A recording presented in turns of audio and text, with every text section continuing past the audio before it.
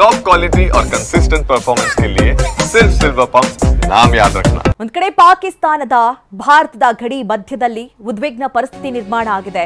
ಇದರ ಮಧ್ಯದಲ್ಲಿ ಪಾಕಿಸ್ತಾನದ ಕೆಲವರ ಮಾತುಗಳು, ದುರಹಂಕಾರದ ಮಾತುಗಳು ಒಂದೊಂದಾಗಿ ಹೊರಬಿಡ್ತಾ ಇದೆ. ಈಗ ರಕ್ಷಣಾ ಸಚಿವನ ದುರಹಂಕಾರದ ಮಾತಿದು. ಸಿಂಧು ನದಿ ನೀರನ್ನ ನಿಲ್ಲಿಸಿದ್ರೆ ಪಾಕಿಸ್ತಾನ ಸುಮ್ಮನಿರೋದಿಲ್ಲ.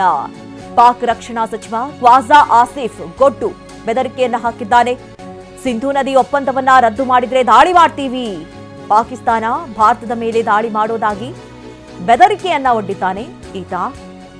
ಹಿಂದೆಯೂ ಕೂಡ ಮಾಜಿ ಸಚಿವನ ಮಗನೊಬ್ಬ ಬುಟ್ಟೋ ಯಾವ ರೀತಿ ಮಾತನಾಡಿದ್ದ, ದುರಹಂಕಾರದ ಮಾತುಗಳನ್ನಾಡಿದ್ದ. ಅದರ ಬೆನ್ನಲ್ಲೇ ಈಗ ರಕ್ಷಣಾ ಸಚಿವ ದುರಹಂಕಾರದ ಮಾತುಗಳು ಬಂದಿರುವಂತದ್ದು. ಸಿಂಧು ನದಿ ನೀರನ್ನ ನಿಲ್ಲಿಸಿದ್ರೆ ಪಾಕಿಸ್ತಾನ ಸುಮ್ಮನಿರೋದಿಲ್ಲ. ಪಾಕ್ ರಕ್ಷಣಾ ಸಚಿವ ಖ್ವಾಜಾ ಆಸಿಫ್ ಈ ರೀತಿ ಗೊಡ್ಡು ಬೆದರಿಕೆಯನ್ನ ಹಾಕಿದ್ದಾನೆ.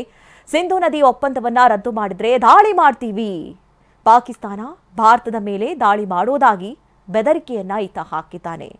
ಈಗಾಗಲೇ ನಾವು ನೋಡ್ತಾ ಇರುವ ಹಾಗೆ ಪಾಕಿಸ್ತಾನ ಕೂಡ ಗಡಿ ಭಾಗದಲ್ಲಿ ಸಮರಾಭ್ಯಾಸವನ್ನ ಮಾಡ್ತಾ ಇದೆ. ಈ ಕಡೆ ಪಾಕಿಸ್ತಾನ ಕೂಡ ಮಾಡ್ತಾ ಇರುವಂಥದ್ದು ಸಮರಾಭ್ಯಾಸ, ಕ್ಷಿಪಣಿ ಪ್ರಯೋಗ, ಪರೀಕ್ಷೆಗಳೆಲ್ಲವೂ ಕೂಡ ನಡೀತಾ ಇದೆ. ಒಂದು ಕಡೆ ಅಲ್ಲಲ್ಲಿ ಕದನ ವಿರಾಮವನ್ನು ಕೂಡ ಉಲ್ಲಂಘನೆ ಮಾಡ್ತಾ ಇದೆ ಪಾಕಿಸ್ತಾನ. ಇದರ ಮಧ್ಯದಲ್ಲಿ ಭಾರತ ಕೂಡ ಪ್ರತಿದಾಳಿಯನ್ನು ನಡೆಸ್ತಾ ಇದೆ.